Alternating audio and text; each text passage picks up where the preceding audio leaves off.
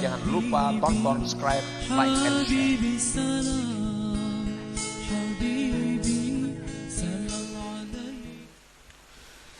Nah, para muhibbin rahimakumullah, apabila kita ditempatkan Tuhan di makam, di tempat yang namanya asbab, nah, lalu kita hendak berpindah ke makam tajrid. Aku ampih dah berdagang, ampih bahuma, ampih menurih, aku hendak beribadah aja lagi. Dagangan semuaan tutup habis sudah lagi. Aku hendak beribadah. Duit nak datang-datang kada-kada terserah. Pokoknya aku beribadah. Nah, ini orang keinginannya jahat yang tersembunyi. Nah, ini orang ini ada kejahatan yang tersembunyi. Kenapa? Karena Tuhan menempatkannya di tempat namanya asbab. Hendak berpindah, hendak di rumah aja begana lagi, pasar kada turun lagi. Nah, ini orang ada syahwat khafiyah, ada keinginan jahat yang tersembunyi. Orang yang selama ini duduknya ditempatkan Allah di makam tajrid, sudah nyaman nih, tiap bulan ada kiriman, tiap bulan ada, kada pernah talantar memakan pakai apa cukup.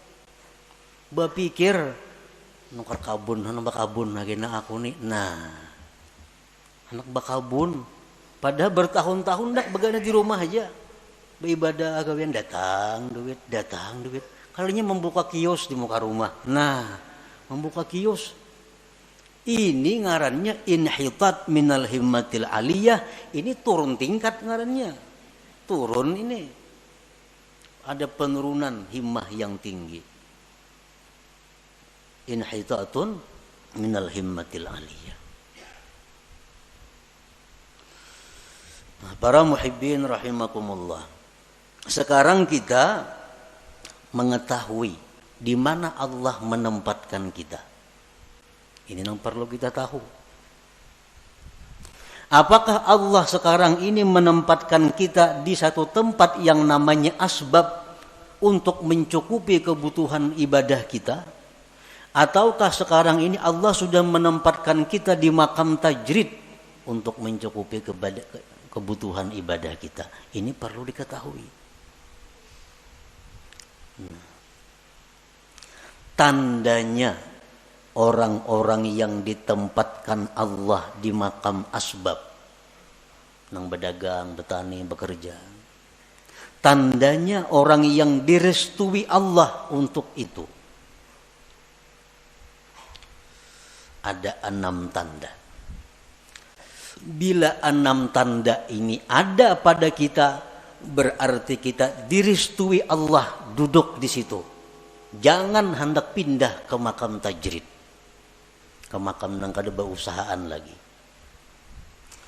Tetapi bila mana 6 tanda ini ada sesuatu nang kada kita miliki, kada bisa kita dapatkan, berarti itu isyarat kita mesti pindah kepada makam tajrid. Nah, demikian pula sebaliknya, makam tajrid. Apakah dia di makam tajrid ini sudah diridhai Allah? Ada tandanya.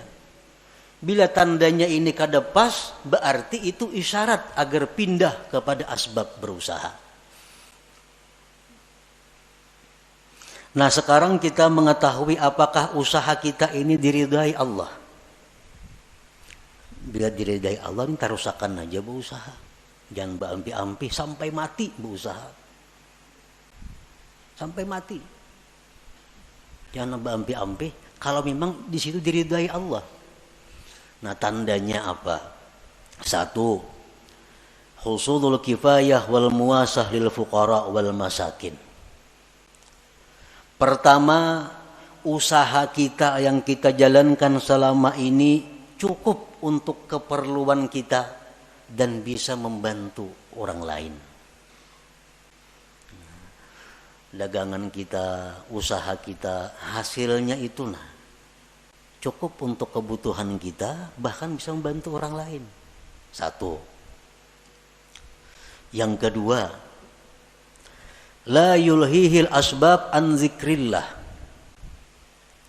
Usahanya yang selama ini dia jalankan kadang melalaikan dia daripada zikrillah. Sembahyang berjamaah nyakawa. Ini tokonya parak masjid. Yang berjamaah kawa.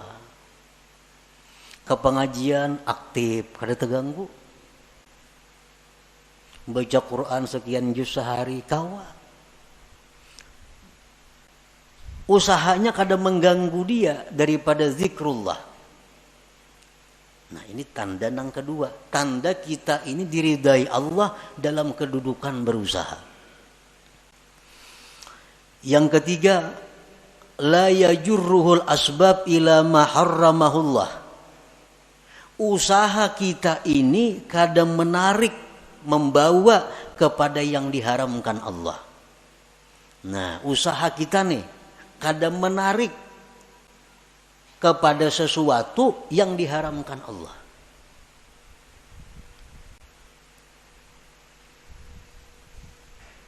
Kadang-kadang ada usaha itu yang bisa membawa kepada yang diharamkan Allah. Ini kada usahanya ini murni, kada membawa kepada yang diharamkan Allah. Satu contoh, sekarang ada usaha. Nah, kita kada kawa berusaha itu kalau kada membuka rekening di bank. Contohnya. Karena perusahaan-perusahaan tuh nya kada hakun kita berkirim duit lawan sales, nya kada percaya. Jadi kita ini mesti maulah rekening maka di bank. Nah, maka di bank nang berbunga banknya, lain bank nang kehendak kita kada bank nang ditunjuk inya. Itu ada bunga dapat kaina kita dari simpanan kita, karena mulah rekening pasti ada menabung, ada mau liur basi aja mulah rekening itu ada duitnya. Nah, hendak berusaha ini mesti membuka rekening di bank, maka bank ini riba, mau kada mau riba. Nah, ini ngarannya sudah membawa kepada yang diharamkan. Nah, bila macam itu berarti usaha kita ini sudah kada diridai Allah. Nah, cari usaha lain nang kada menarik kita kepada yang diharamkan Allah. Banyak usaha lain nang kada menarik nang diharamkan itu. Yang keempat, muasyaratul abrar. Dia berusaha tetapi sepergaulan dengan orang-orang baik. Usaha ini usaha orang baik-baik.